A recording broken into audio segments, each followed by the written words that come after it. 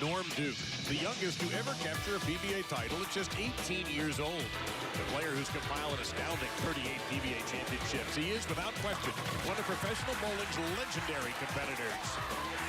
Today, Norm, at age 54, will try for title number 39. But potentially standing in his way is a PBA legend in the making, Jason Belmonte, who for the third straight week is the #1 seed on the PBA Tour. It's a battle of the ages here in Indianapolis, and it's next on FS1.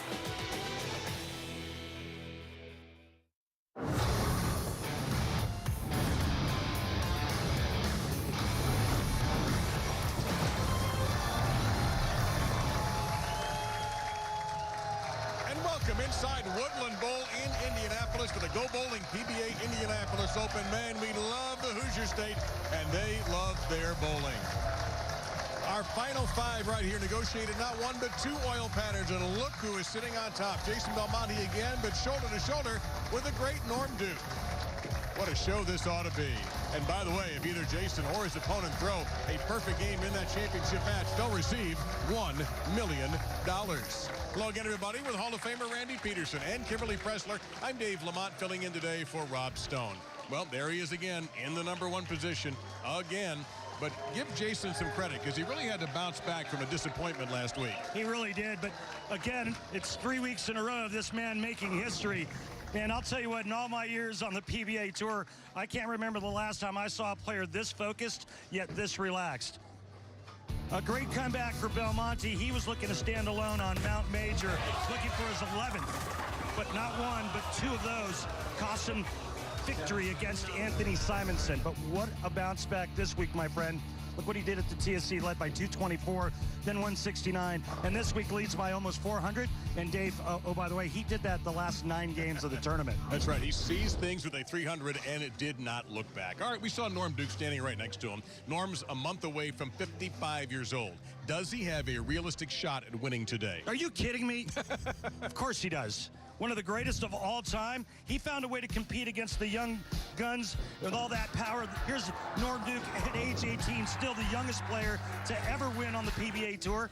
His last televised singles event coming in 2011 at the U.S. Open against Mika Koivuniemi. Mika needs a mark, whips the 10-pin. Norm wins sitting on the bench.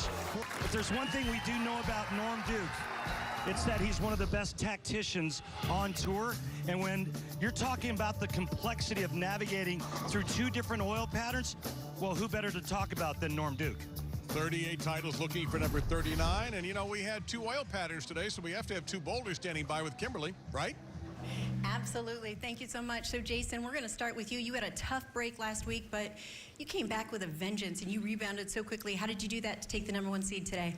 Yeah, I mean, I think whatever happens yesterday or the shot before is really irrelevant moving forward. I try to stay in the moment, try to let go of the bad things that happened before, and just work towards, you know, throwing my best shots every frame that I'm in. So hopefully today I can throw another 10 good frames against whoever it is. I'd love it to be against this guy, but whoever it is, you know, I'm going to try and give them a really good match. All right, we will see you in the final match. Jason, thank you so much. So, Norm, whatever this guy said. He says he wants to see you in the final match, but let's talk about the fact that the last time you had won a title on TV was in 2011. So how much do you appreciate the opportunity for a chance at maybe getting number 39? Well, a lot more now, because I didn't know it'd been that long. Thanks for reminding me, Kimberly. So sorry. Listen, every one that I make, every show, it could be the last. And I'm aware of it. I almost tear up every time I talk about it, because I put my life and hard work into this sport. But today we got a job to do. I'm just praying to the Lord I can do it. And I know that there's a lot of people out here rooting for you. Norm, thank you so much for your time. Guys, this is going to be a good show. Well, let's follow that as best we can. Yeah. With our format, we begin with 120 bowlers, and we had 18 games. We cut that down to 24 in match play. Took you 42 to get to this final 5, and of course the Stepladder final is about to begin. But Randy, we did it here as we did in Lubbock last month on 2 different lane patterns named after 2 of the finest ever, Dick Weber and Mike Albee. Mike Albee on the right at 38 feet, Dick Weber on the left at 45 feet. And these patterns play completely different for obvious reasons. Number one, the difference in lengths. Mike Albee much shorter, Dick Weber much longer pattern. You see how the players are going to attack the Mike Albee. They're going to stay farther right and try to use some of that friction and create that arc to the pocket from the farther outside part of the lane. Not the case on the Dick Weber, though. Remember, it's longer, it's slicker, so the players move in, and then they create angle and look for a little bit more hold area. Think of it as, well, ice on the left lane and gravel on the right lane. Rhino Page, he's going to attack both lanes pretty much the same way. He's just going to do it by using two completely different bowling balls. Yeah, a lot of equipment being used by the players this week. Some guys bringing as many as a dozen bowling balls to the center. And Norm Duke told me yesterday that sometimes the crossovers took forever because it took so much time to load up equipment. Yeah. So here we go with Rhino Page. And by the way, the last time we had a double pattern show, he was on it.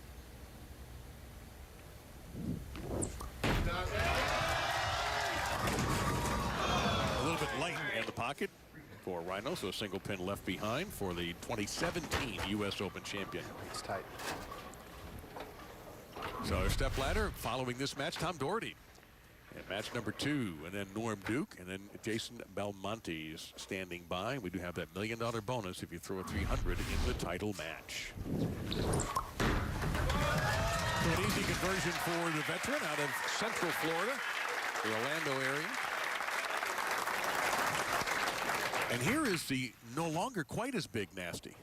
The slimmed down Wes Malott. Of course, he's always going to be the big nasty to us. A uniquely talented player. Yeah, he's a great talent, and we haven't seen much of him lately, but it's nice to see him back on the show. And that is going to be trouble with that 2, 8, and 10. And Kimberly, I was joking about Wes being the not so big nasty, but it's really true.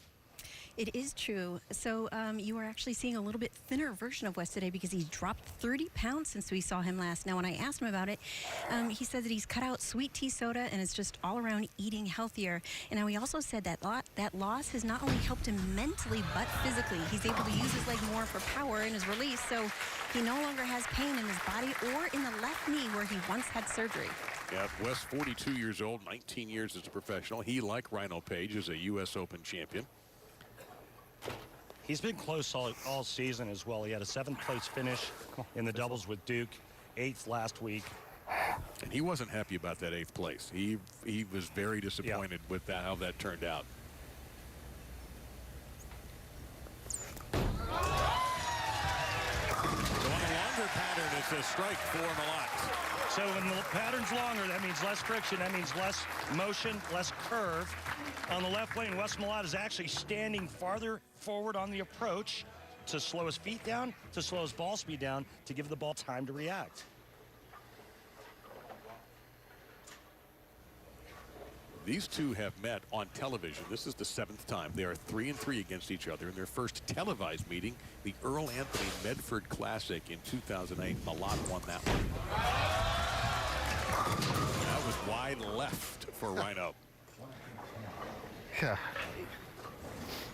Come on, kid. Well, about the 1.5 to 2 board at the break point, so that's just 2 inches to the right of being 0.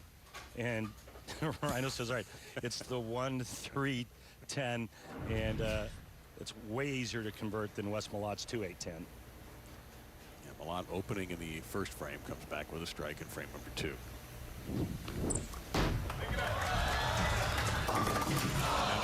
Mistake. So Page and Malott each with an open in the first 2. Malott with a small lead. Yeah, a mistake here. He needed to get the bowling ball a little bit farther to the right of the head pin. It would have then deflected into the 10, and he would have covered all 3 with the ball. See what Page did in his 42 games and in match play.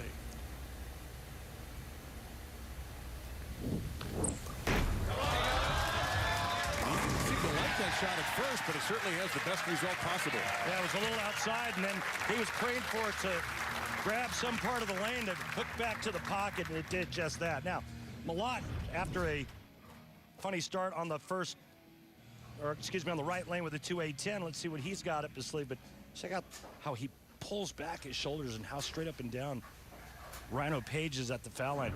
Wes Malott, exact opposite body position. Watch this. Watch how much upper body lean.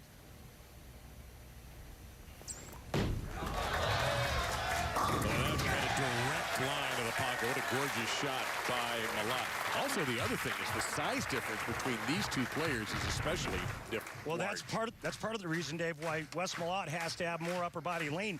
He's so tall, he's got to get down to the floor.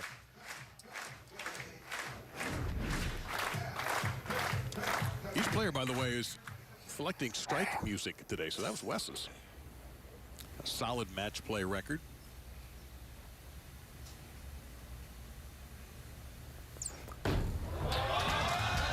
Oh, he has every reason to. That's 3 in a row from Malott after an open in the first round. When a player lets go of the ball and they get that little giddy up in their step, that's usually a good sign that the ball was perfect out of their hand. Commercial 5.5.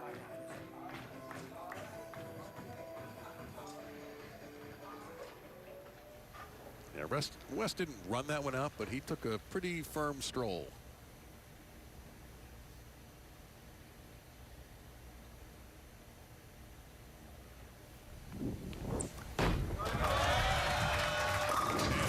First flush of the afternoon here at Woodland Bowl. And you could see just how much more violent, how much more aggressive the ball reaction is on this right lane because the oil pattern's shorter. So there's a lot more friction. Nice comeback by Rhino after the open in the second. Both these players winners on this tour. Page 6 titles, Malott 10.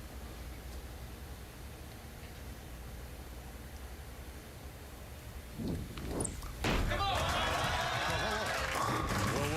he ends up leaving just one behind.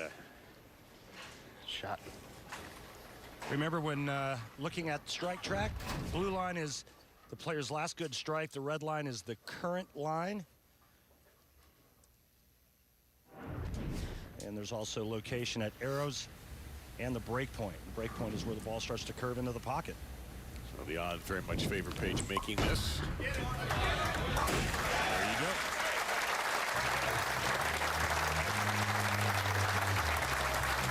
That's good shots.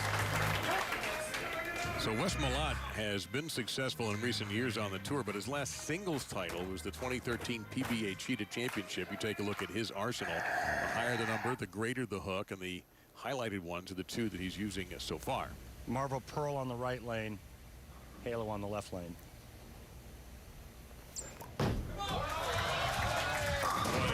Absolutely perfect. Impossible to throw a ball any better. Well, they don't call him the Big Nasty for nothing. That shot there was dirty. And Malott, after that 2-8-10 he left behind, left one on the deck, has been clean ever since. And thrown some gorgeous, gorgeous shots. 3-time Team USA member as well. No, stay slow.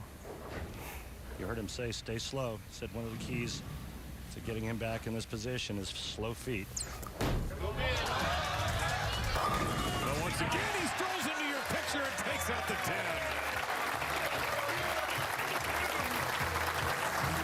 5 in a row for the Big Nasty. Head pin to the sidewall. Comes flying across, takes the 10 out. Great shot there by Wes Malott. That's 5 in a row. He takes a commanding lead halfway through game one. Those pins, poor pins. But you know what? They get in the way of the fun sometimes, too. Two outstanding players, two major champions in our first match. Oh, brewers of Miller Lite, we received your corn syrup by mistake. That's not our corn syrup. We received our shipment this morning. Try the Coors Light Castle. Coors Light Castle, guys. Bud Light, brewed with no corn syrup. PBA on FS1, sponsored by Go Bowling. For promotional offers, tips to improve your game, news, or to locate a bowling center near you, log on to gobowling.com. We are just a little outside our host city of Indianapolis, a gorgeous downtown. And And Randy, it is time for our Flow Bowling Tournament highlights. Here's Martin Laursen converting the very difficult Greek church in match play. And he had a nice week, finishing 20th. The great one, Walter Ray Williams Jr., just 72 pins off of the show heading into the last day. What an incredible week for him. Here you see his two-handed style he's been working on. Nice week for Walter Ray, finishing 24th. Buttriff, the defending champ of this event. Another great week for him as he finished in a tie for 9th. And he tied with the Hall of Famer Chris Barnes, who always takes care of the details. That's his 4th top 20 finish this year. And with his 3rd consecutive top 10 finish, Marshall Kent, he had a chance to make TV all the way up to the very last game, but Kent finished in 8th. And there is Wes Malott, who finished in 8th the week before. Wasn't too happy about it, but he's fought his way into the show here. Take a look at how Wes Malott is attacking these two completely different oil patterns. Much deeper on the left lane, a good 5 boards to the left, and much slower. 2 mile an hour slower on the left lane, and that's just to get his ball to pick up and curve.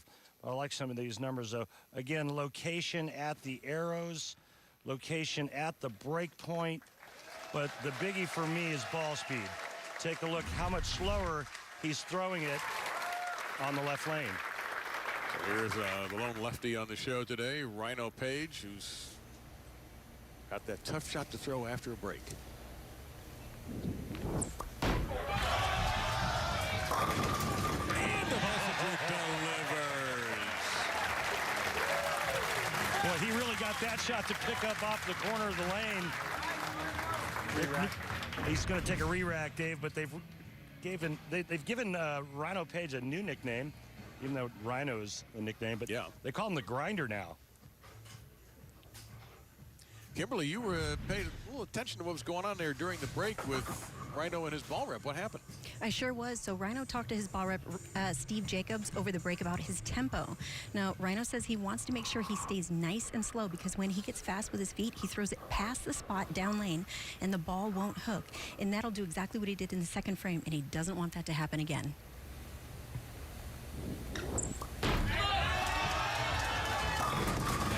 Kick aside the 7-pin for Page. Well, it's a lot of like what Wes Malott's doing and trying to keep his feet slow to make sure that he gets the ball into the swing at the right time, and then he can deliver it on line with the right amount of hand and location. So Wes is doing the same thing. Rhino Page trying to keep his feet slow to get the ball to react, especially on the left lane. Malott riding 5 in a row, 2 out of 3 on the right lane. His first frame on the right lane was a disaster, but he's been perfect since. Uh-oh. I think he heard something. Rhino Page leaves that 7-pin in the 5th. Otherwise, we got a 2-pin match. Wasn't expecting it. So he'll go through the whole routine again. And you see the max scores. Everything right now statistically is favoring the Big Texan.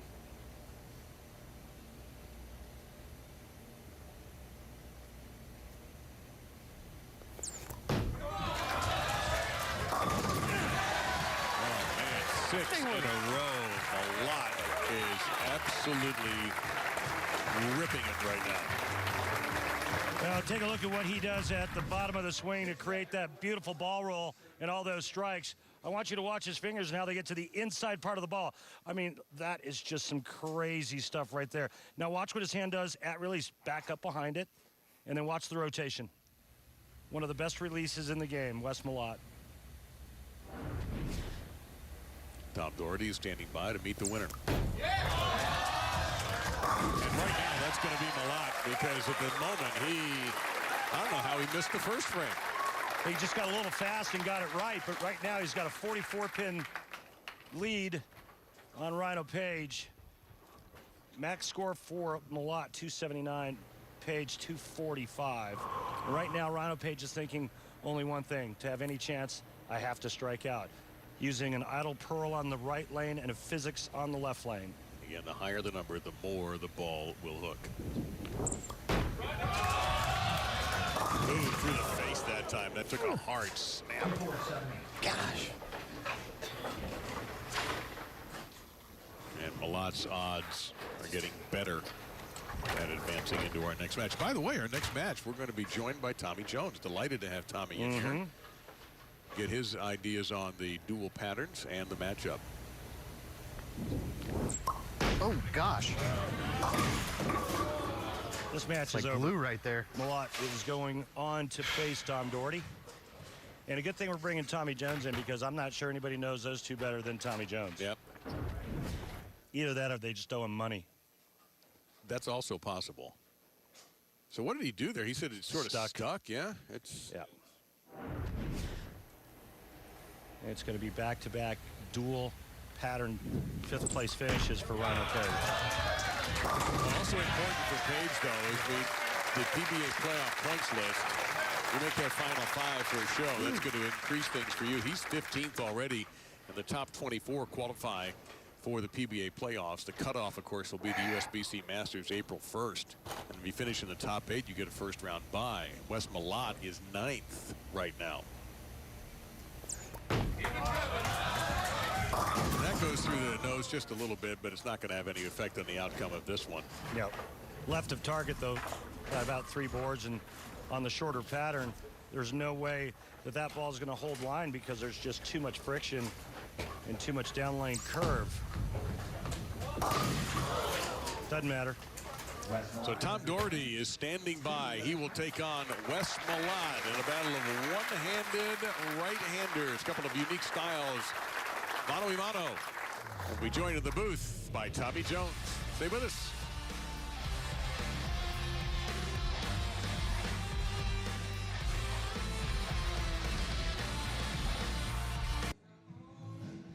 Welterweight world champion Showtime Sean Porter defends his belt for the first time as he battles the top-rated contender Yordenis Ugas live in primetime Saturday, March 9th. That'll be only on Fox. So Wes Malott has moved on. A Big Nasty will take on Tom Daugherty in our next match, 242 to 192 over Rhino Page, and that stretch from frames 2 through 8. The Malott threw down the hammer, threw some beautiful, beautiful shots in advancing to our next match. Norm Duke and Jason Belmonte are still standing by. Randy and Dave with you here. And Randy, we saw Malott overcome a bad first frame, and man, absolutely near perfect. Yeah, he got locked in. You know, he shot 242 and had 2 opens, didn't have a spare. But I think he's got an advantage moving into the next match against Daugherty because he's got his legs underneath him, the nerves are gone, and he knows how to play both patterns perfectly. All right, we talked a little bit about the PBA playoffs. Let's give you some more information on that because this is a unique event in its first year. It'll be Monday, April 8th, where it will begin, 7 p.m. on FS1. The top 24 will qualify, and if you finish in the top 8, and by the way, Wes Malott is 9th and Tom Daugherty is 8th, receiving first-round bye. It's a single-elimination bracket format, and the championship match will be in June on Fox. Now, Jason Belmonte, your runaway leader. Look at that number. But it's interesting because after this tournament, Jason's going to go home for a little bit before he comes back in March for the World Series. So he said, I got to get a lead on these guys because I'm not going to always be around. There's the next group. You see Rhino and Norm Duke are in that top 24 as well. Tommy Jones, who's going to join us in a minute, is number 18. And then the cut line is Anthony Lavery-Spar, just a little bit ahead of Nick Pate. There's Tom Smallwood, a major winner also in the 26th position. So, and every shot counts now. Exciting stuff. And the fact that it's kind of like an NCAA bracket or an NCAA tournament, and then with all the money up for grabs, $100,000 goes to the winner. Real exciting times for the PBA on Fox. So you're telling me that Belmo is basically Duke at this point? Not Norm Duke, but Duke, if you're talking about a bracket. Yeah, Duke or, well, who can beat Duke? Well, at the moment, not very many people can do it unless you find maybe a Gonzaga, and who could that be in bowling terms? We're going to step aside here. Tommy Jones is going to join us. Wes Malott and Tom Daugherty, some powerful right-handers, one-on-one for the right to face Norm Duke when we return.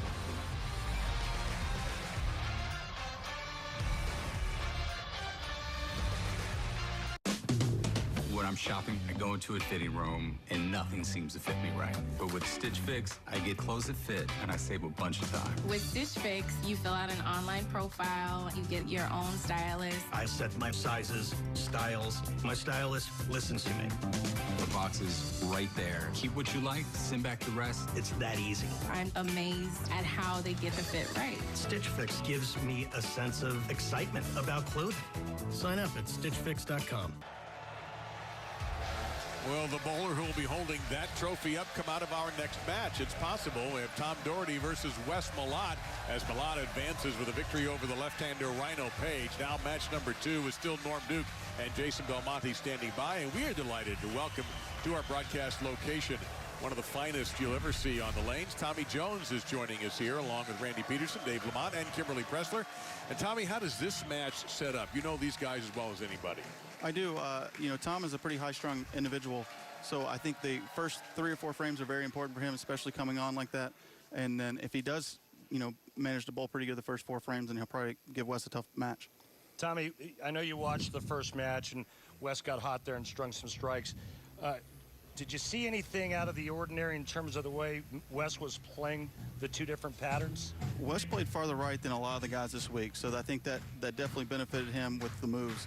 There's a lot of strikes thrown this week, but there was also a lot of splits. You saw Wes bowl 240 with 10 strikes and 2 opens. You know, if he can avoid those splits and put a couple games together, he has a really good chance to run this ladder today. Pick a winner for this match. I'm going to take I'm going to take Wes in a close game. All right. See how this all pans out. Malott will be starting second. Tom Daugherty will begin the left lane.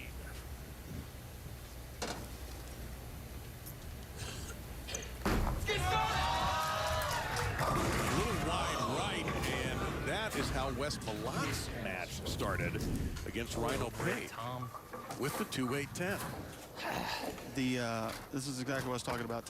He's a little strong early on.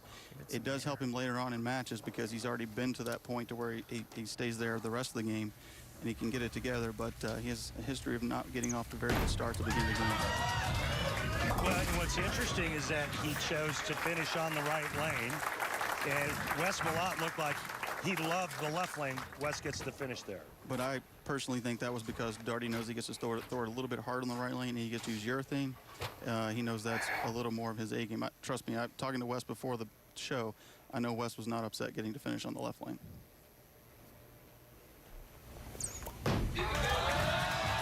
Oh, he crossed over. We haven't seen that all day, and leaves a 6-10. Gosh, dang it, Wesley. The commercial break and all that stuff it's really hard to come back and make a really good shot because you have that little bit of second guessing of what's going on over there, how the lanes have transitioned, and our mind's just getting away a lot of times. Yeah, well, the 6-10's a lot easier to make than the 2-8-10. So it's okay. 8 spare when your opponent opens early is not a bad thing. Let me ask both of you guys about the strategy of lane selection to start a match. Do you think of it as, I'm going to pick my favorite, or do you think I want the other guy to be uncomfortable?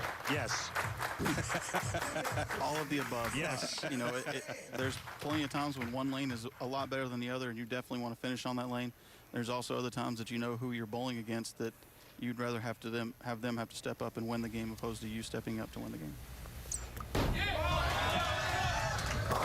a little bit more like the Big Nasty that we know and saw in that first game. And by the way, just a note for you all at home, the higher seed gets that lane selection. So in the next match, that'll be Norm Duke's choice. There's definitely one thing that's to be said about Tom, too. Even though he is a little high-strung, he's definitely not scared to throw it. He's one of the better bowlers on tour whenever he needs it.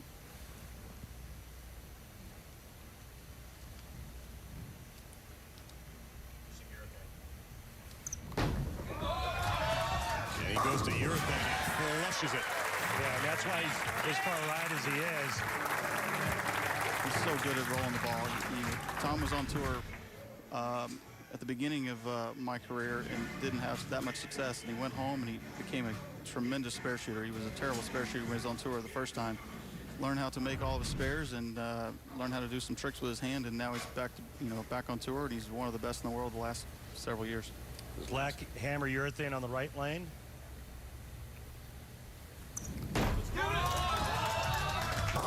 My goodness, again. Too much angle and maybe a little too much ball speed. But it looks like the left lane, Tommy, because of the length, you can actually square up your lines, tighten up your lines a little bit. You for sure could on some of the lanes, and this lane or this pair actually looks like you can do that on the left lane, but it's so hard because you're looking for that extra hole. Once you have one break loose, it scares you and makes you want to move so that you can avoid leaving the big 4. You're listening to Tommy Jones joining Randy and I here in our booth. This is just a bit down lane. And these guys, only second time they faced on television. You go back to the 2016 USBC Masters in Indianapolis. Wes has been bowling good for almost actually the whole swing. A lot of people don't know we stopped and bowled a tournament on the way up to Akron, and he won that tournament. You can just see his hand got in the right spot, and pretty good. When he gets his hand in the right spot, it's all over for Wes. Well, he said that's pretty good. The result says otherwise. Yeah, look for him to make an adjustment after going through the nose, leaving the 4-6. But again, I think it's a good advantage for Wes Malott finishing on the left lane, as he's thrown more strikes on that lane than he has on the right. The urethane ball will definitely pick it up in the front too, and then carry it down lane. So Daugherty may have thrown a few shots a little bit farther left than where he's playing, and cause that ball to pick up a little bit, or he may even try to react to the ball. Who knows what he tried in practice. Malott with the 11-pin lead. Norm Duke awaits the winner. Jason Belmonte is our top seed. Doesn't like it. Yeah, that's not coming back. And my goodness, this is even worse. Yeah, this is like watching somebody do surgery with a chainsaw, as this is our 4th split in 6 shots. Chasing 100. Tape, obviously. And a little tape. Now, for the folks at home who may not understand, why is this significant? What is this Tommy going to do for Wes? We'll take care of it. Adrenaline is a crazy thing. When you have some pain and you start with some adrenaline, things kind of go away. But it also does things about making your hands shrink and swell and all that stuff. And even though he had a really good feel last match, he comes out and bowls his, takes 20 minutes off or 15 minutes off for the commercial breaks, goes and throws some shots, come back, gets under the TV lights where it's hotter. Your hand just changes differently, and you may not have quite the same feel you had before. So Tom Daugherty is back in this match. We take a look at our other finishers. We show Sean Maldonado with a solid 7th place. The defending champion tied for 9th with Hall of Famer Chris Barnes. Tied up right here. And this is the one he looked good on before. And again, just stalked it. He made the right choice to finish on the right lane. He really is going to like the right lane. What he's going to have to avoid on the left lane is trying to make one hook, or also trying. Too bad that ball won't work over here. Or trying not to move right into it. Randy, why won't that ball work on the other lane? Because the pattern's too long, and that urethane ball would never turn over. It would be like it's sliding on 60 feet of ice. This is the kicker. If he gets this one, he'll be in good position. That's an adjustment for you, folks. It looked like he got a little farther right and tried to hit up on it to make it read a little bit earlier, meaning to try to make it grab the lane sooner and come around the corner, and that's exactly what it did. Yeah, to me, bowling with Tom for many, many years, he gets his hand in the right spot up underneath it and rolls it, gets it to pick up that extra foot sooner, just wouldn't let it push that spot. I think he thought that it was still firm. I'm going to get past that spot, but his hand rolled it a lot more than the previous two. Hand through the nose, and all of a sudden, and I'll ask you both, Wes looked so good in that first game, had that run from the 2nd through the 8th frames where he won the match versus Rhino Page. Suddenly, it's gone. What happened here? Ball looks like it's rolling early on the right lane. It's not getting down the lane. It also looks like he's afraid to throw it an inch to the right. It's definitely picking up soon, and the normal move on tour is probably to move 3 or 4 left and kind of throw it a little right. But you're so scared to do that on that pattern because it's so easy to kind of get it past it. Like you saw Rhino's one shot and missed the head pin. Take a look at some of the rest of our finishers. So B.J. Moore actually led at the end of one of the rounds of qualifying, which is a big story because it wasn't Jason Belmonte. Matt Kuba, Nick Pate, Matt Sanders. I don't think DJ Archer, who was on our show last week, another solid tournament. Martin Laursen, everybody loves Martin. And look who finished in 24th. The GOAT to many people, Greg Walter Ray. Probably had to leave town anyway for a horseshoe tournament, so. I don't know if you're playing horseshoes outside so cold, so hopefully it was an indoor event. Back-to-back-to-back open frames for Malott. Yeah, one of the shots was terrible. I don't think that he minded the other two on the right lane, so he's going to have to make a big adjustment on the right lane. He may even shell down.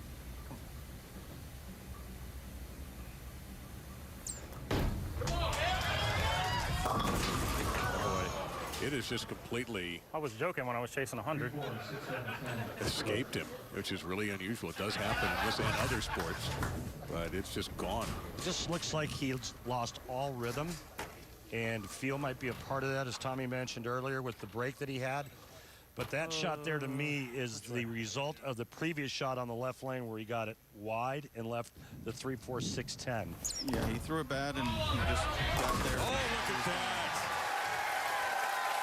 Wes is one of the best spare shooters on tour in terms of making splits like that. He shoots that a lot. Daugherty with a little giggle, making sure that there's not going to be a 100 shot. Well, this is the way you draw it up. Throw the 3 over into the 4-7, and just a great shot by Wes Malott. And there's the appreciation by Tom Daugherty. And there is your hammered tough spare replay. And you've heard him talk about 100 a couple of times. Tom may or may not have actually shot 100 on television once, but he doesn't want me to mention that. But I just did. Hey, Malott said it twice. Don't blame me.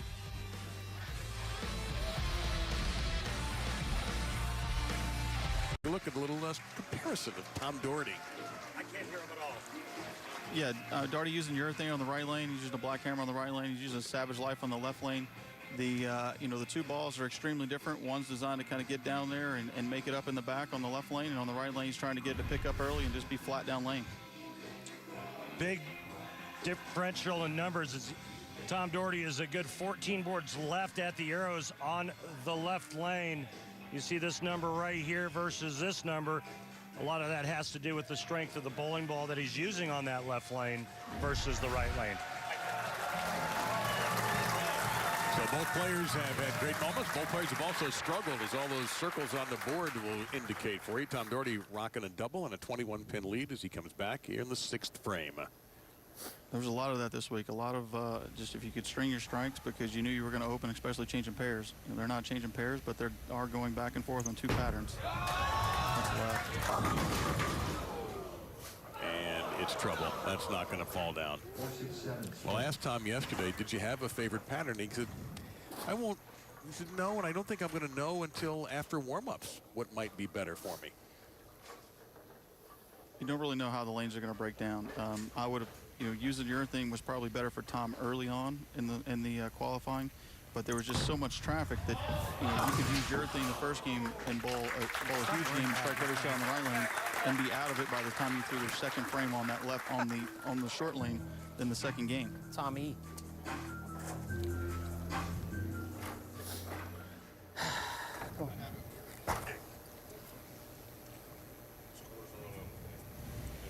Scores wrong on your monitor. He did not spare in the 6. And Daugherty buries 10 alive.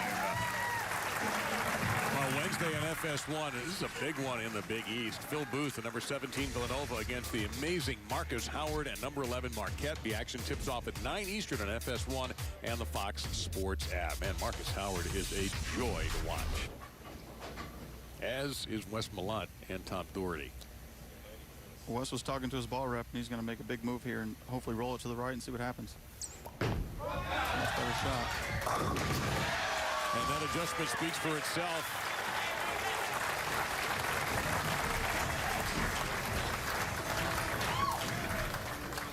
And this is what Tommy was talking about.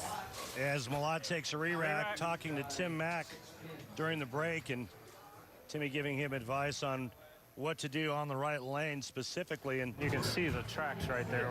If we throw the up one, it should get through that and come off of it. If you give it away a little bit, I mean, you're still rolling it. It's not like you're not gassing it. That's why I still think it'll come off. It's good, sir. So he's telling him to move a little bit deeper, but still continue to roll it so the ball will read the friction. The right lane this week always felt like when you moved in, but you had to continue to roll it. You had to roll it to the same spot, but if you couldn't parallel at all.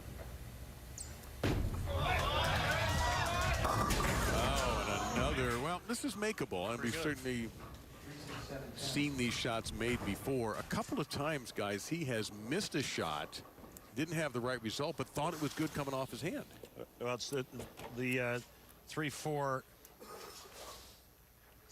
6. I can't see the pin, so it's the 3. I'm sorry, the 3, 6, 7, 10. He actually made this in the 6th frame, but it had the 4 pin there. Yeah.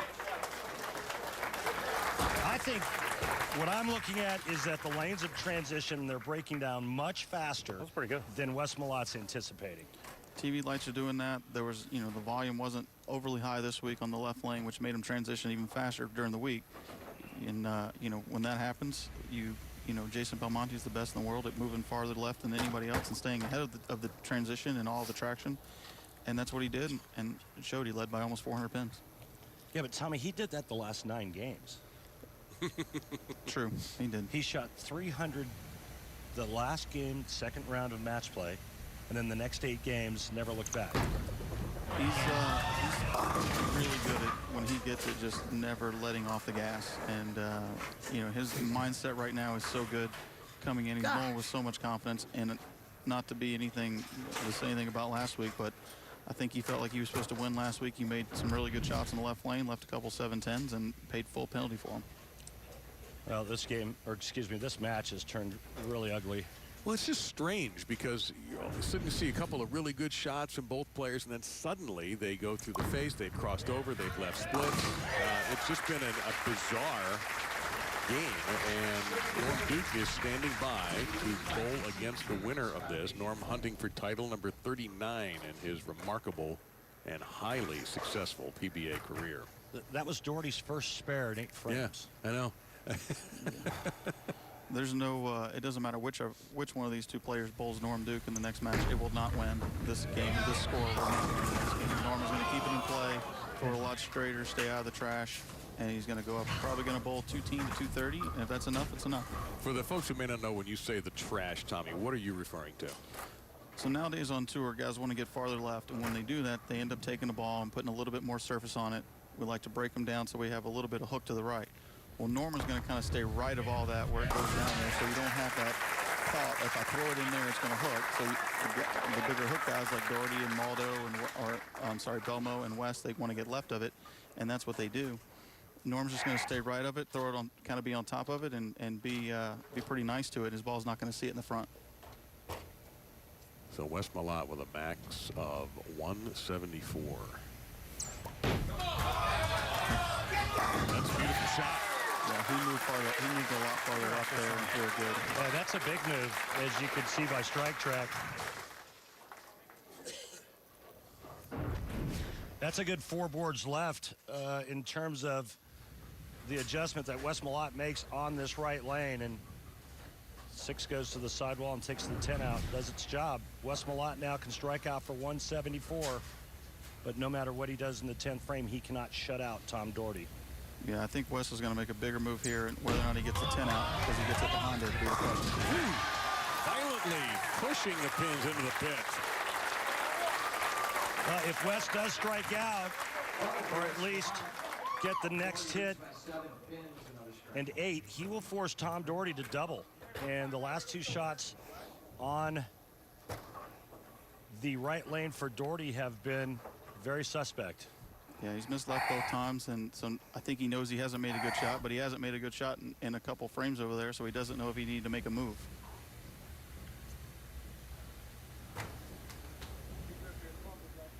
Yeah, maybe been some noise in the crowd there. Apparently, maybe a cough or a sneeze from somebody in the audience. Right now, the antennae are out for both players. It's easy to do up here with the temperature we've had all week. Yeah, we are delighted that we're indoors today. That's for sure.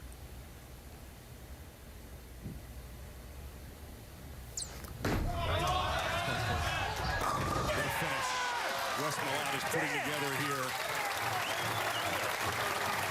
Well, you think that was a big shot? You see Wes Malott's reaction? Wes is a pretty calm guy. Not always.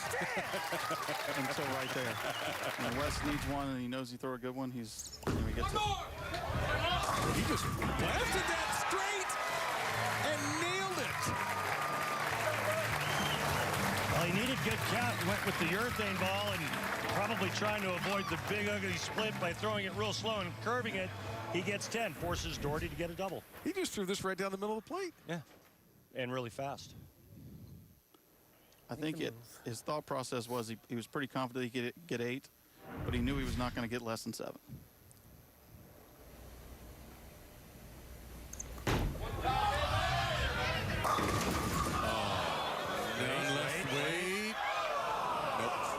look on his face says it all. Yeah. Machine got there.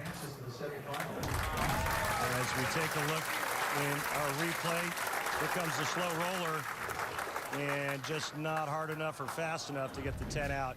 Wes Malott with that big finish moves on to take on Norm Duke. I think Daugherty made a good shot there. He did. You know, but it had been a couple shots since he had made a good one on the right lane. And, you know, the one off the commercial break when he came back from a double, if he strikes there, he pretty much puts the match in hand. But he let Wes, you know, let Wes stay in the match, and Wes did what a true champion does and managed to throw all three to win this match. And speaking of true champions, you saw Norm Duke standing by. He's ready. He's ready to start right now. Tom Daugherty had a great tournament. He's off to an excellent start. Take it all the way. In 2019, number 8 in the PBA playoff points race. Number 9 is Wes Malott. And now here he is, Norm Duke, looking for title number 39. But the Big Nasty casts a big shadow here in Indianapolis.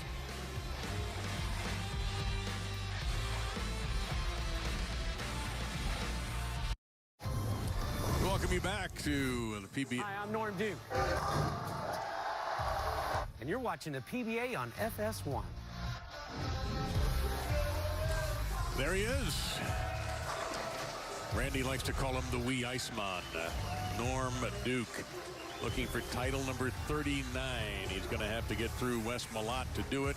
The winner takes on Jason Belmonte. And oh, by the way, there could be $1 million awarded today should somebody throw a 300 in that championship game. Well, I've been waiting all day for this. Our Ebonite flashback. Oh, my God, it's Randy. 1999. You'll remember. Woodland Bowl. Good Lord, the golden pins and golden locks of Randy Peterson. I actually had to pay for that haircut. Yeah, but you made Eric Forkel pay here in the title match. You were the #1 seed. That was regular for you. Now, what is this all about, bro? All right, so all my tour roommates are back there, past and present. George Branham III, Ron Palumbi Jr., Sam Acaron. Plus, I hadn't won in a while. Okay. I was pretty excited about this. Yeah, I think so.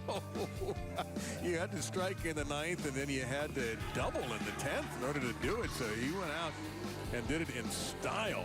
That was title number 12. Wow, that's good stuff. All right, here's what's happened so far. Wes Malott defeated Rhino Page, and then Tom Daugherty in a close match where both players did struggle on our dual lane conditions. Now it's seed number 2, Norm Duke, and seed number 4, Wes Malott. And again, as Randy, and by the way, I have to thank Tommy Jones for coming by, too. Yeah. Really appreciated Tommy's contributions. And he was great on Flow Bowling on the internet, along with Stu Williams during the week. These guys are doubles partners frequently. They have won twice in the Mark Roth Marshall Holman doubles. At the moment, though, they're buddies, but not for the next 15, 20 minutes or so. Well, a lot of admiration between those two. And, you know, one of the things that makes Wes such a great guy, first, he's a gentleman, but second, he has a true appreciation for the pioneers that have paved the way before him. And he was utterly disgusted with that shot and leaves behind a baby split. Somebody needs to be quiet. I hope he doesn't mean me. Oh, sweet. No, definitely not. Can't mean me. No, he can't hear you. Yeah, this one's left to target, and he goes through the nose, leaving the 310.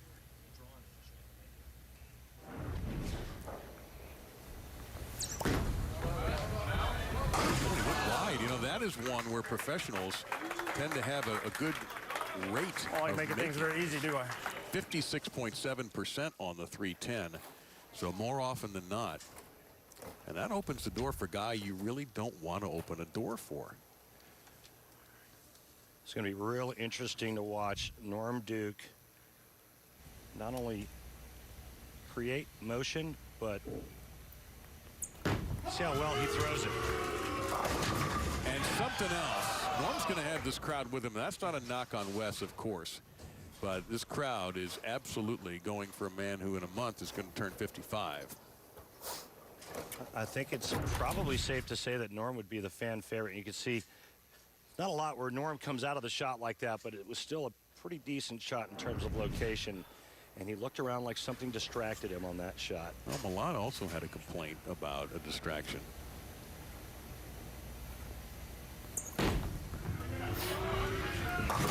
John Norm with an easy easy conversion on that 10-pin. And right here at Woodland Bowl, the #1 seed team, Norm Duke and Wes Malott, cruised to a 25-pin victory in the championship match, defeating Dom Barrett and Oscar Palermo to capture the title. 10th title for Wes, 38th for Norm Duke, who trails only Earl Anthony and Walter Ray Williams Jr. for titles. But for Norm in the world of singles, and he talked about it with Kimberly at the top of the show, last televised singles win was in 2011. We showed the highlight of that, and I'll never forget that telecast. I was there. I called the action. Mika Koivuniemi had him beat. Norm threw the last 4 to force Mika to mark. Can't quite get that mix up, so he leaves a couple on the deck. But you can see just how far to the right by our strike tracker that Norm Duke is playing, even though all the other players were way farther to the inside on that left lane. Norm is going to use a very soft hand and kind of feather it through the front part of the lane to keep it on line.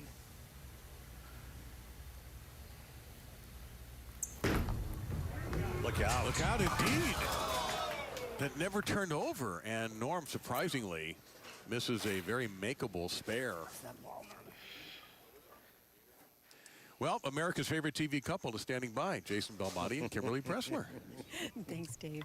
So, Jason, it's been an unusual day. It seems that these lanes are transitioning way faster than anyone expected. And yesterday in our interviews, you said you were going to have to watch the first few matches to decide how it is that you were going to play your match.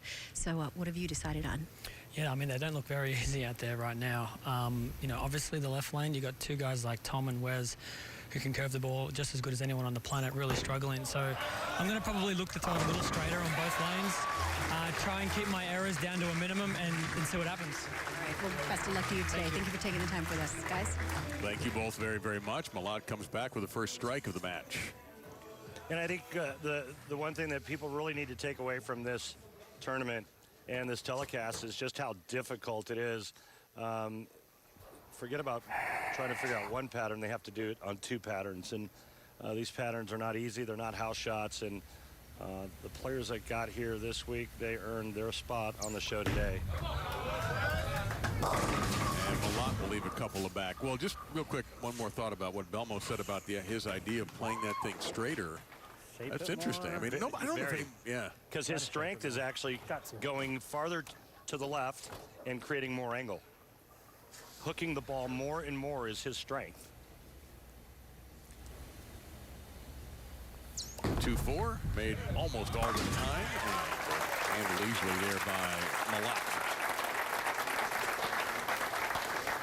And both players with an open early.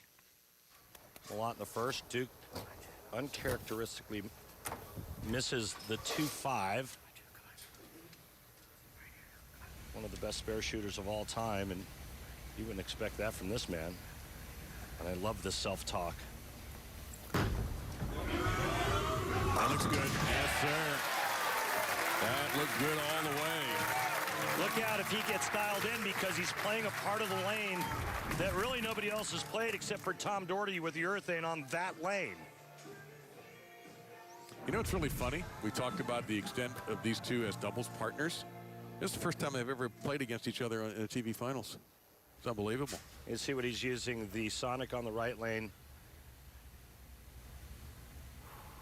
He's never faced Jason Belmonte in a televised final, if it comes to that. And Norm Duke may be dialed in. Idle curl on the left lane, sorry.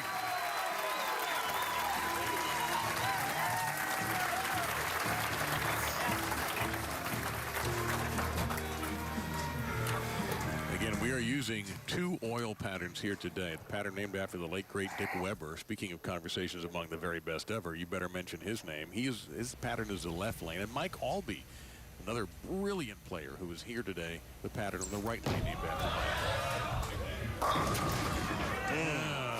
A little soft 10. Well, he's starting to curve it more on that right lane. So he's got a pretty good idea of what the right lane is giving him now. And the nice part about bowling against a guy like Duke is that he doesn't create all that whitewash in front of you. Uh-oh. Well, for a second, I thought he lost control of that. He hung his head there when he threw it. You know, you heard Tommy Jones talk about it a little bit in our last match where, you know, you have certain players, the high rev players create a lot of traffic. They really destroy an oil pattern. They really make it deteriorate much faster than a guy like Norm Duke.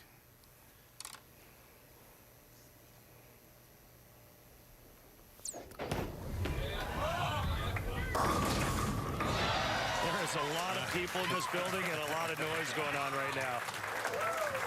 A lot of distractions. Players have to keep it together. And I get that sometimes in the middle of your approach, somebody drops something, somebody sneezes, somebody coughs, and it can be distracting. But right now, you got to do your best to stay focused at the job at hand. Few better than this guy at that.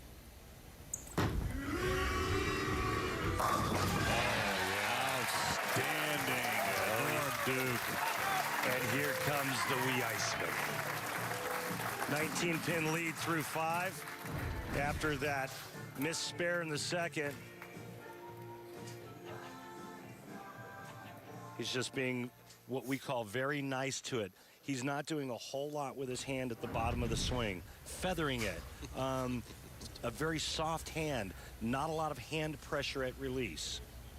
It went Malott's way in match play earlier in the week. Look at those eyes. Look at that strike. Oh, I thought he had it. Wrap around on the 10. Absolutely, and I've got to think Norm felt even better about it.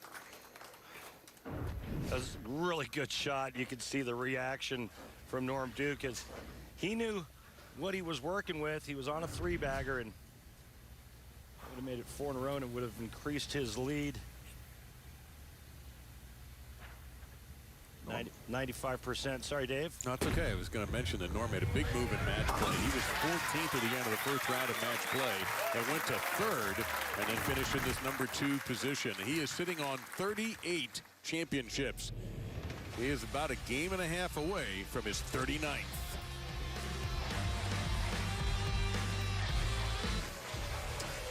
Well, let me show you how the players are attacking this left lane. Norm Duke is playing right up 6 board. Wes Malott is over 20. And that's how much different these two are playing that left lane. You can see that worn area right there around 4th arrow rather, but again, the location at the arrows is completely different. A good 14 boards difference. So away we go to finish this one off. Malott down 18. Jason Belmonte standing by, looking for career title number 20. Wes Malott looking for number 11. And Norm Duke, number 39. Kimberly, what do you have for us?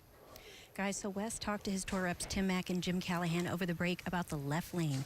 And they said he either needs to do one of 2 things, continue to do what he's doing and keep it in front of him, or take a chance and move a whole zone to the right and try and play the hold instead of the hook. Yeah, so they want him to move a little farther left and then just try to kind of square it up or chase everything to the right where Duke is. I think he just needs to keep moving in. Well, he's going to put another X on the board and cut the Duke lead to 8. Norm Duke leads by 8 pins. Take the lead for Wes.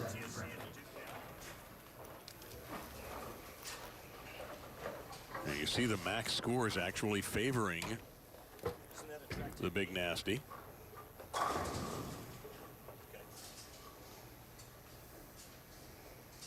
Malott off a double.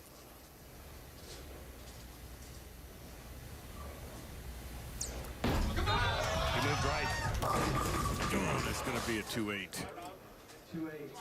Well, he took a chance and he really executed nicely there. He made a good shot, but it went a little too far down the lane before hooking, and he left the 2-8. It wasn't that far off from being a strike. That sleeper back there always makes this a little on the tricky side. 91.8% chance, however, for these pros. That's how it's done. At this level, you better be a good spare shooter. You don't make it this far. I got a little right. It's all right. You heard him say it. I got a little right. It's okay. He'll be fine. Now, Duke with a 10-pin lead through 6.5 frames. Coming off that 3-bagger, and then that nasty ringing 10 on the left lane. Well, he knew. He absolutely knew. It's like the Norm back in the early 2000s when he used to throw it straight every week. He made a fortune. But let's take a look at what he looked like in 1994. That's the left side of your screen. And check out the bent elbow and the cupped wrist. That was when he won the Tournament of Champions. And then you can see how much lower he is with his legs. But what hasn't changed is his balance arm, the left arm, and his follow-through. That was today's track technique with Randy Peterson. See Norm. Oh, whoa, man. He was leaning forward at the end there and was able to stop him. Wow, that was close. Pretty good agility for a 54-year-old. Right, something didn't click in his mind, and I'm going to stop right there. I've got an interesting nugget to give you after Norm's shot. He got in the Spider-Man position there for a second. He thought he had that. He was a little up and out of that one kind of quick, but, you know, at 54 years of age, Norm still uses 16-pounders, which is the heaviest weight you can throw legally. So over the 42 games in 3 days of this competition, in all of the equipment, remember you need two different sets of arsenals, right? Right, the two patterns. Yep. The two patterns. So Duke out there with about 10 to 12 bowling balls per round. 42 games, 3 days. I did the math, and throughout this event, he moved or carried or lifted over 6,000 pounds of weight during that period. Good for the core. Good for the core. You see the max scores, folks? We're looking at a tie. Come on. Come on. Go. Yeah, it didn't go hard enough. Boy, you're right, Dave. It was too soft entering the pocket, and so he leaves that little flat 10. Watch this reaction. He liked it. He was like, come on, and he's... Oh.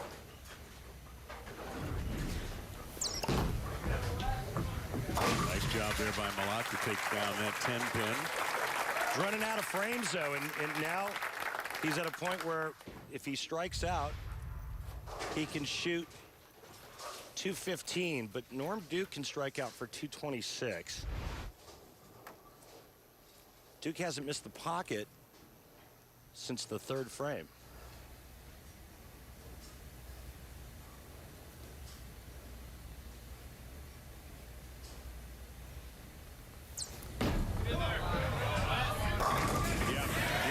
Absolutely perfect. He liked it as soon as it left his hand. So his foundation built perfectly on a strike in the 9th frame. Well, it was a gutsy move that he made on this left lane, and I thought that the players would chase that left lane more towards the inside. Wes moved back to the right. That was a really nice shot. Sets up the 10th frame for him. Now, Norm Duke. A strike here, 2 in the 10th. He'll bowl Belmonte for the title. Oh, no! No and no again. A 9-pin. Well, his last 4 shots, he went ring 10, strike, 4-pin, and now this. Ball went right by. Terrible break.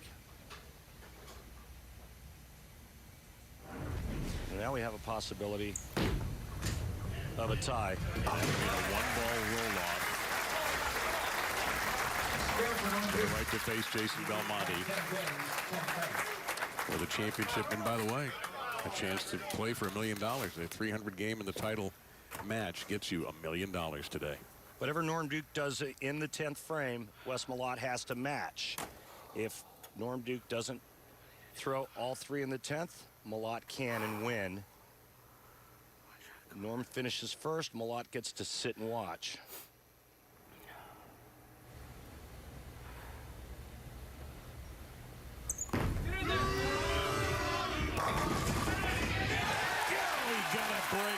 10 pin.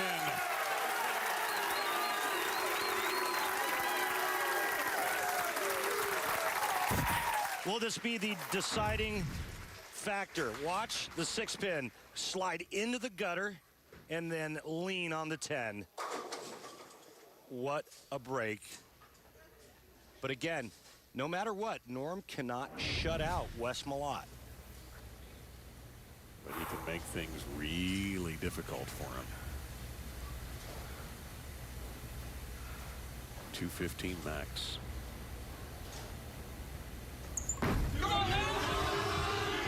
Looks good immediately. Flush.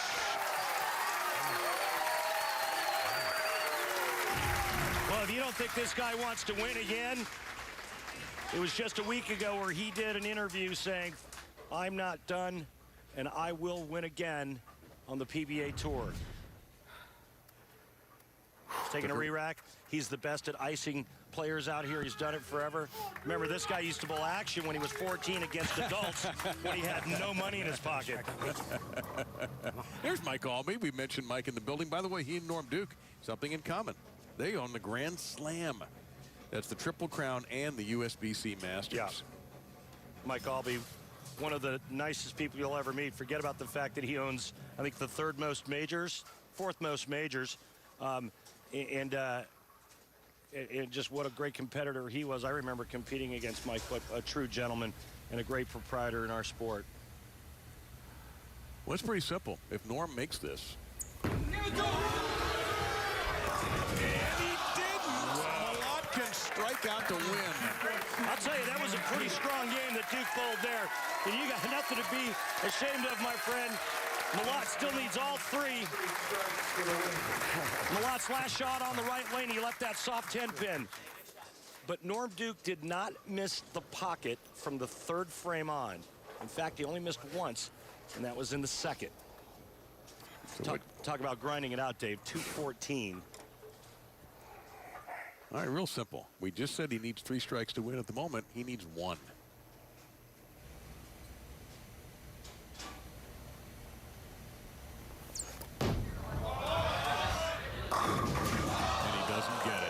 He needed it, he couldn't get it, and Norm Duke survives.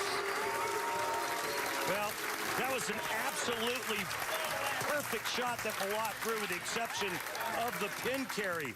What a beautiful shot when he needed it, and that's all you can really ask for as a professional bowler. Once you let go of it, you can't control what happens when it hits the pins. Out of the game. I know. What the hell? Well, here he is, Jason Belmonte, going after another championship. He said it would be nice to bowl against Norm Duke. He's going to get his chance.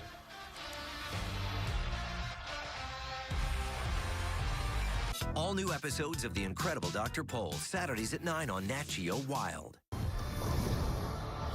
I'm Jason Belmonte. Number 10! 10! And you're watching the PBA on FS1.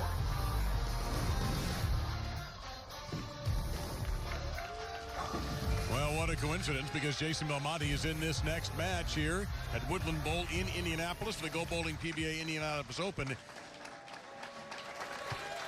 Now, we got to get in something here, not Allen Iverson related, but Randy Peterson is here with our Go Bowling segment about practice. Yes, Randy's talking about practice. How to create an efficient practice routine. Well, part of that is managing your time, obviously. But for me, what I do with my students is I try to get them to create multiple shapes. I get them to throw it straight and hard, I get them to hook it, and then I get them to slow hook it, and everything in between. And what this does for my students is it makes them more versatile, which gives them more options on different oil patterns. After that's done, I get them to shoot spares for about 30 minutes. Last but not least, when you can, try to bowl on a really tough oil pattern. Maybe the ones we've had today would just suffice so far. Yeah, how about both? So here's how we started. Wes Malott versus Rhino Page, and the big nasty move on to take on Tom Daugherty. Close match there. Now, Norm Duke, the Hall of Famer, defeats his good buddy Malott 214 to 195. And here we go. I got to think, Randy, right now that every bowling center around the country and every sports bar in there is beyond capacity to watch what I think and feels like a heavyweight title fight, even though physically they aren't heavyweights. I think it's the greatest matchup of this season. You know, you saw the graphic there at the Stepladder finals, only 200 games thus far. But you've got one of the greatest of all time, top 5 easy, whose time has kind of come and gone, except in his mind. Right. Good Going point. up against the #1 player in the world. I mean, this is a dream matchup. Yeah, we can't wait for this one, and it's coming at you next. And oh, by the way, one of these guys throws the 300, they're going to win $1 million.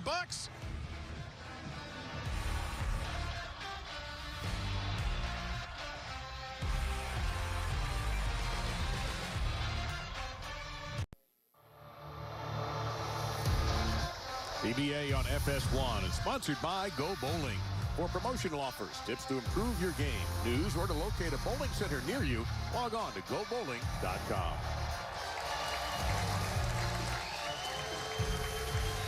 They may stay on their feet for this one. Norm Duke and Jason Belmonte for the championship here in Indianapolis. And Belmo's had an interesting last couple of weeks, partner. Well, he's been truly amazing, in my opinion. There's his win at the TSC. He needed that mark to beat E.J. Tackett.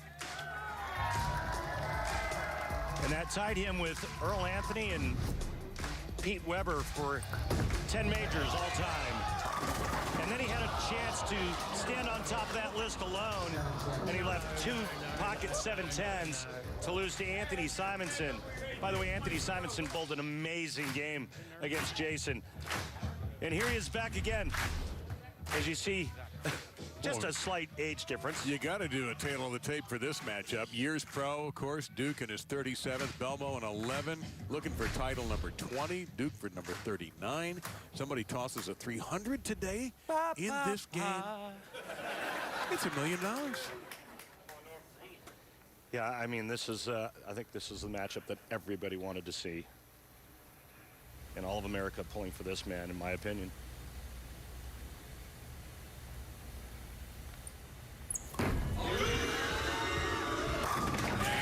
The 9 pin that he didn't get before. He kicked that one aside, and a perfect start for Duke. Can Norm manage his emotions? And that's the big question. Harder to do when you're 54 than it is when you're 34. And Belmo, who might have gone home to Australia had he won last week, but when he didn't, he added this to his schedule. Oh, now that is filthy. That is. And you know what's so great about this game and this sport is it takes all different shapes and sizes. Both players play in the lanes completely different. As you see, Belmonte is curving it. Norm is throwing it as straight as you can throw it. And the result is the same. And we'll see how Jason does. Again, we dual patterns here. So the pattern on the right lane is not the same as the pattern on the left lane. The pattern on the left lane is longer. So let's see what Belmo does here. 7 feet longer. Well, he'll not get the messenger. And he's decided to go straighter like Malott did towards the end of last game. We'll see if it works out for him on that left lane. The advantage that Norm Duke has right now is he doesn't have to figure out how to play the 2 oil patterns. He already knows how. But please correct me if I'm wrong. There may not be anybody better at making adjustments on the fly than that guy. I'm not going to argue that. Our Columbia 300 fun fact, Pete Weber and Walter Ray Williams Jr. have each won 3 times here at Woodland Bowl. 5 of the 6 wins are in majors. All 3 at PDWs and 2 of Walter Ray's. Yeah. And Norm's won 4 times here. Yep. But yeah, Walter Ray, Pete Weber, Norm, they own this center. It's good. Oh, yes. That's one powerful feather. Referring back to how I said, and if you look at just how slowly the ball is rotating out of his hand, and that's what I mean by feathering it. You take a look at what he did here in 2008 at the World Championship. He was kind of feathering it then, but had a little more on it. Again, that was 11 years ago. In 2011, he won his last televised singles title. You see what he's done here at Woodland. His buddy Wes Malott, who he just dispatched to get to this championship match.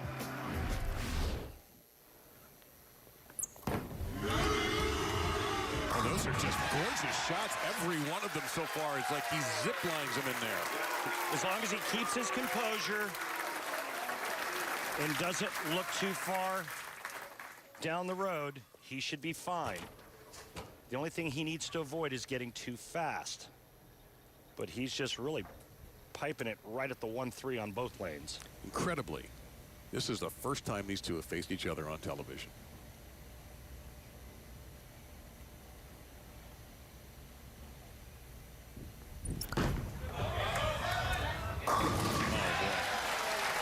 Absolutely gorgeous.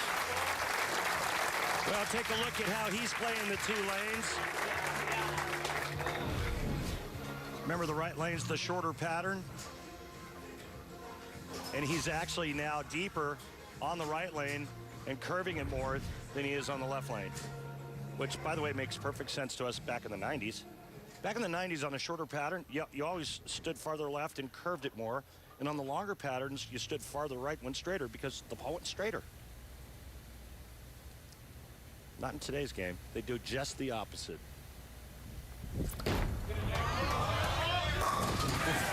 Absolute raw power that time from Belmo. 3 strikes out of 4, but he still trails because Norm is 3 for 3. Well, that got down the lane in a hurry, and it was just a full rack attack once the ball got to the pins. And we've got ourselves a fight on our hands. This is what we wanted. We kind of wanted this match to begin with. We've got it. And they're off to a great start.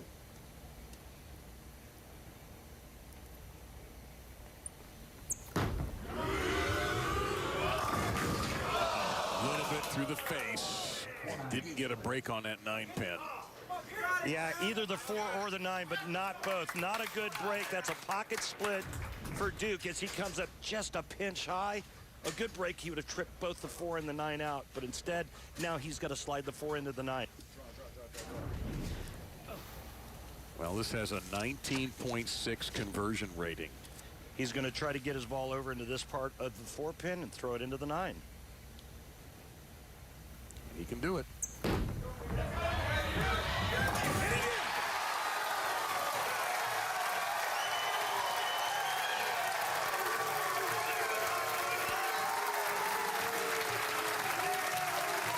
If you don't like this, you don't like bowling, turn the channel. Norm Duke at his best at age 54. Watch this, he knew he had it. Great conversion to maintain his lead by one of the best that's ever laced him up on the PBA Tour. That man right there, Norm Duke. Belmo looking for his 20th title. Duke is 39th.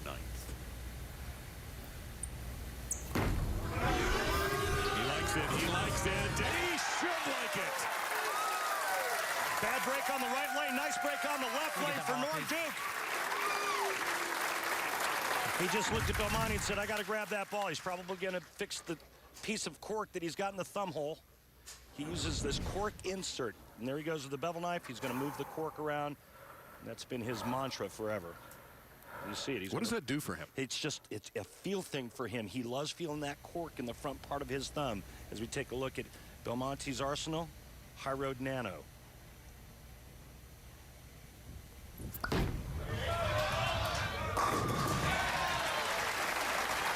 Give me a thesaurus because I'm out of adjectives. Well, Belmonte just threw that shot, turned around and said, I'm not done yet.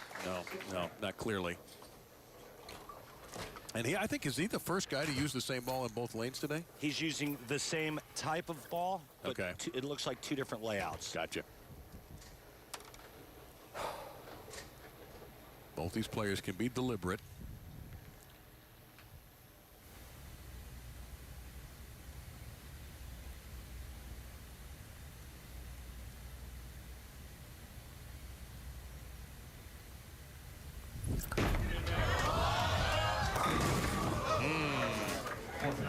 Yeah, just a pinch inside. He knew it. Just a little bit. And what makes this guy so dangerous, aside from the speed and the power, is he can play all angles. He can change rotation. He can change speeds too, right? Change speeds. Yeah. Now, Norm Duke can do the same thing at half the rev rate, at half the RPMs.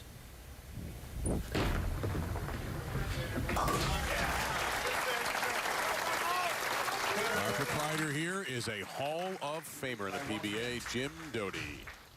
Yeah, inducted this year. Congratulations to Jim, and it's been a pleasure being able to come to his great facility over the years. Well, speaking of great, this guy can double up and increase his, take a 9-pin lead.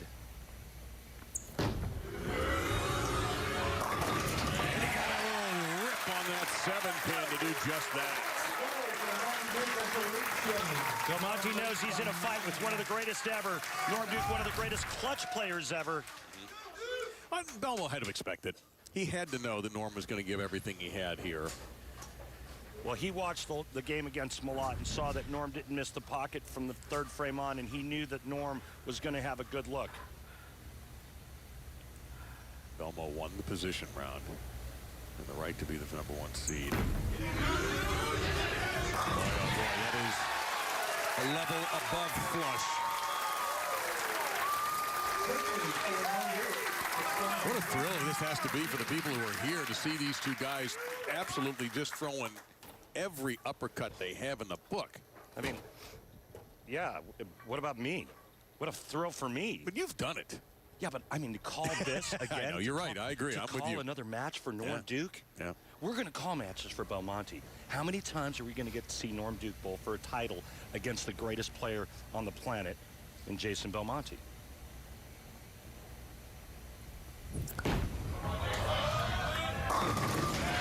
Utterly evil in a good way. You're right. You know what was interesting is when we interviewed Norm Duke last night, we asked him who the greatest bowler of all time is. And he said, unequivocally, without question, without a doubt, Jason Belmonte. Really? Well, the variety that you just touched on, what is available in Belmo's arsenal. You know, and there's a couple of players that would beg to differ with Walter Ray Williams Jr. and Earl, but he may end up being the best ever.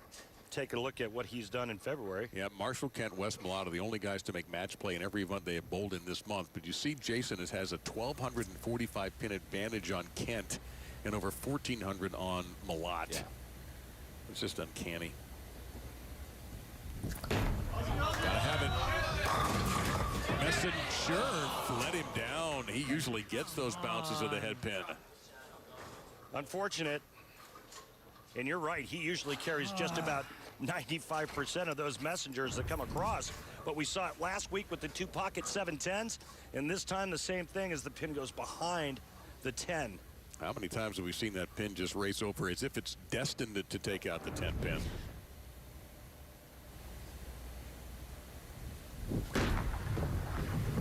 Well, Norm Duke is sitting ever closer to number 39. That was a good one. Oh, that was a good one. Big shot coming up for Duke. He can extend his lead to 29. Max score for Duke, 278. 239 for Belmonte. Duke knows exactly what he needs to do for title number 39. And 2 players in the history of our sport have won 40 or more titles. Walter Ray and Earl.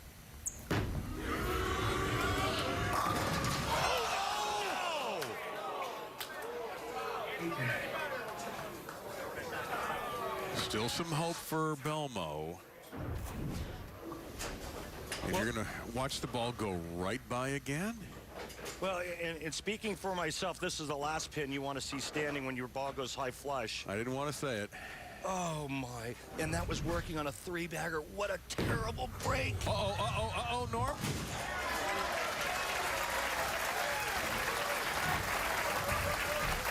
Earlier in the day, Rhino Page got stuck on that approach. And watch this athleticism. Well, he's got to stay behind the foul line on both lanes. This lane here and the one next to him as he comes towards us. Again, the agility of a gazelle at age 54. Soon to be 55. Yeah, next month.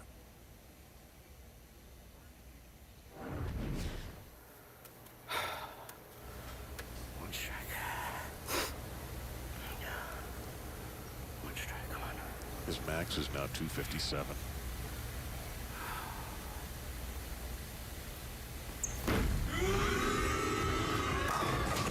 There's a break he got. Beautiful. 6 wrapping down the 10. Well, Jason pretty much has to just punch out here, right? Well, Belmonte can strike out for 239, but he can't shut out Norm Duke. Norm Duke can still shoot 257, even with that lousy solid 8 in the 8th frame. But Belmonte knows that he needs to put the pressure on Duke. If he strikes out, he forces Duke to get the first strike in the 10th frame. And on this lane, Jason has been perfect. Yeah, they all look the same on yes, that they lane. do. 6 going to the sidewall lane, cut the 10 in half. But he's had trouble on this lane striking.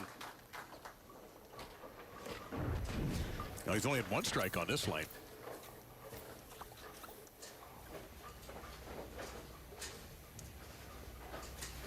There you see the 6 kick save and a beauty on the 10. What is going to happen? Boy, is this reminiscent of last week where he needs to fill the 10th frame. Last week he needed a double and 8 to shut out Simonson. He leaves the pocket 7-10. Now he needs to strike out to force Duke to get the first strike. Everybody's heart rate in here a little accelerated right now. No, that's going to be trouble for Jason. You could see it right away. That was going to dive. He was almost better off if the thing had gone to Brooklyn.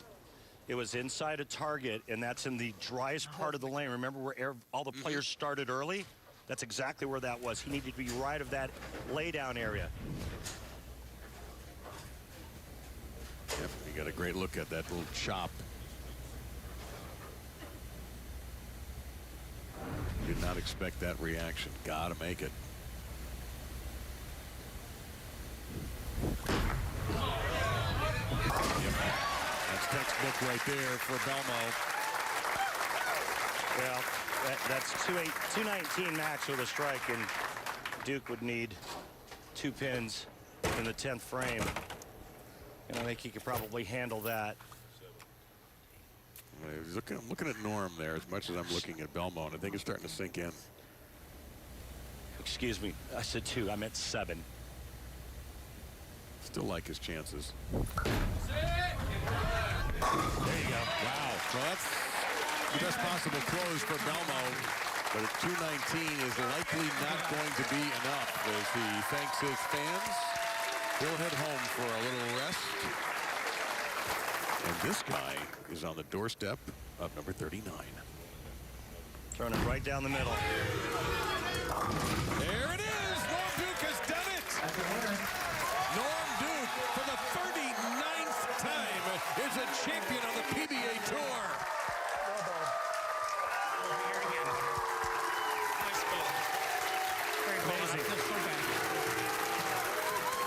He said it, I'm going to win again on the PBA Tour, and he has done it at 54 and 11 months. Against the world number 1. Just amazing.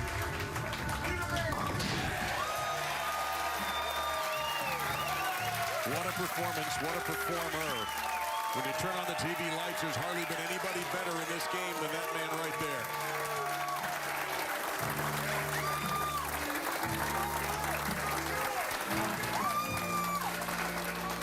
What was the poundage on those balls he toted this week? Over 6,000 pounds. Smile of a winner right there. Probably felt like 6 pounds to him now.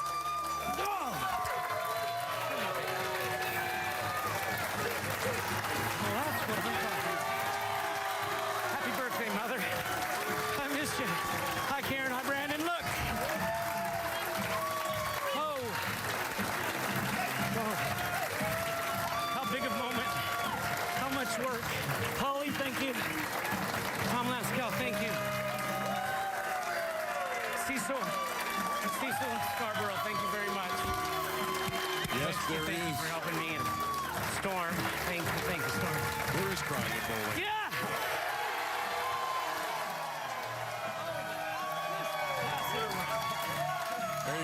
pass it around. Norm Duke, your champion for the number 2 seed position. Now go ahead, fellas. Don't be shy. You don't get to hold a championship trophy very often. Kimberly is standing by with our winner.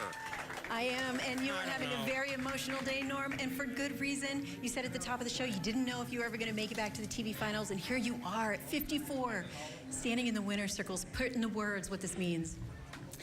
First of all, I would like to say to Jason, man, we've been watching you just dominate us, and we've had some of these matches where you lead by a lot and lose, but look, it hurts, and we know it. I've been there. Hats off to Jason Belmonte. He's the very best in the world right now, and for me to be standing here on this approach as a victor against him, I'll never forget it as long as I live. I got so much support from people at home that think that I'm younger than I am. Did you ever think that you would be back here again? Yeah. Oh yeah, I thought so. And you know, Storm has been behind me the whole time. They provide the greatest equipment, and without them, look, there's a lot of people that have a hand in things like this that allow us to go and dedicate so much to the cause, and I'm just so thankful to everyone. And where does this win rank in all your titles? I don't even know. I don't even, you know, you say title, I don't even process that yet. Well, I do now. Well, it is your 39th title. Congratulations. You fought hard for this win, Norm Duke. There's your champion.